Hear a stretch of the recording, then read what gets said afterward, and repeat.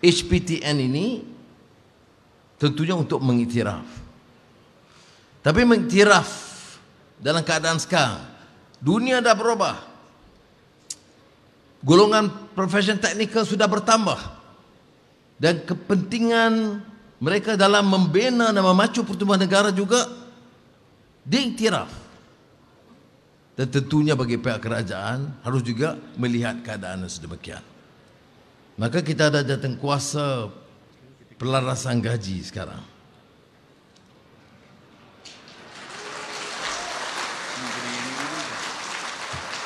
Dan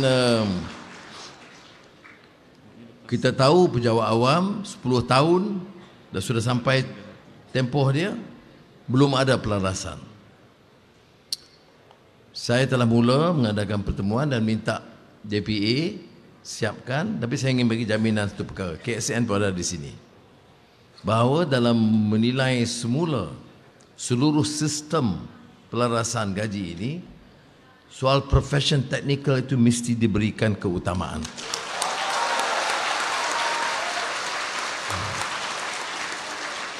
Bentuk pemikiran lama itu harus ada anjakan. Ya, kalau dulu umpamanya profession teknikal termasuk profesional lain lah, yang mana kejuruteraan, kedoktoran dan sebagainya, itu merasakan mungkin ada alasannya, terutama bidang teknikal itu agak tempang sedikit perhatiannya. Saya ingin bagi jaminan, insya-Allah kita akan dalam kajian semula ini yang mungkin mengambil masa agak panjang, dan badan-badan profesional yang juga diwakili hari ini harus berikan input yang cukup.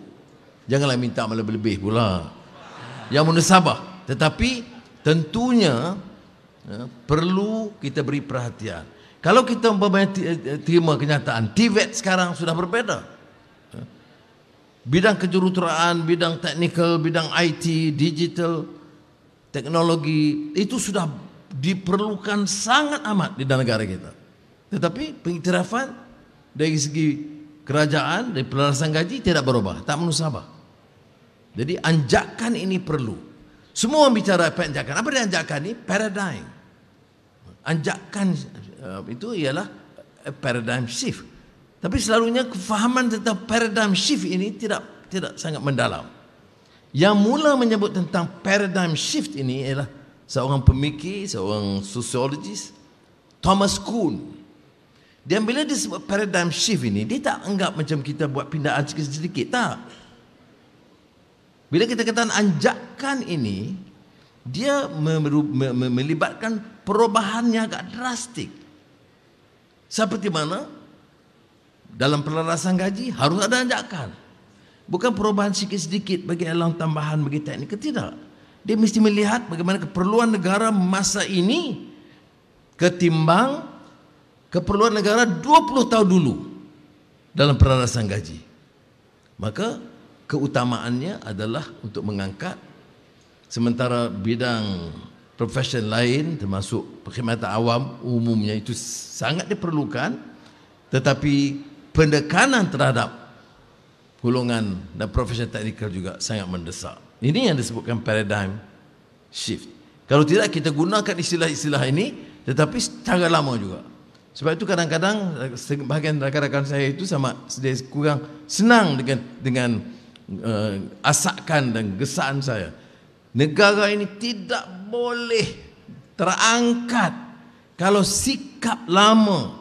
Jadi pemimpin mesti kaya, jadi Perdana Menteri mesti bagi projek pada anak menantu. Kalau tidak ada ketegasan untuk perubahan ini, dia tidak ada anjakan, tidak ada reform. Sebab itu saya bangga bukan saja kepada Encik Alex yang ada di sini atau Timbalan Menteri Rahman, tetapi sekurang-kurangnya ahli jemaah menteri sekarang tahu apa saja projek, apa saja keputusan dibuat tidak boleh dilakukan tanpa langkah yang telus melalui proses tender yang transparan. Dan ini kita tekankan. Is it easy? No. Sebab puluhan tahun kadang-kadang kita biasa dengan cara lama. Ada orang kata, saya buat apa jadi Perdana Menteri kalau tak ambil duit? Bodoh lah. Ya. Kerana bagi dia cerdik itu maknanya kaya. Maknanya nilai itu dah rosak. Padahal kalau kita minta anak-anak kita suruh berkorban, khidmat dengan ikhlas, al-amalillah, bagaimana pemimpin boleh cuai begitu? Tetapi kadang-kadang orang tak menilai. Itu tidak penting bagi dia. Yang penting bagaimana dia cakap. Maknanya dalam negara kita, sebab tu saya kata profession teknikal kena ingat. Sakarlah banyak mana pun. Asalkan dia bagi duit pada kita, kita cium tangan dia juga. Jadi nilai kita sudah rosak, runtuh. Kita bicara soal anjakan paradigma. Kita bicara soal reform. Kita bicarakan soal kemegahan negara. Mengangkat martabat, harakat, darajat negara. Tetapi kita masih terperangkap dengan pemikiran lapuk dan jumud dan merendahkan martabat manusia dan akal budi. Sebab itu saudara, saya pun rakan-rakan di semua kementerian, di kalangan pejabat awam, fahami, tak semestinya setuju dengan saya dalam semua perkara. Tetapi satu perkara, dengan umur saya, dengan pengalaman saya, dengan liku-liku pasang surut naik turun, lebih banyak turun dari naik, lebih lama di penjara dari di luar. Apa yang saya pelajari dan apa harus saya lakukan?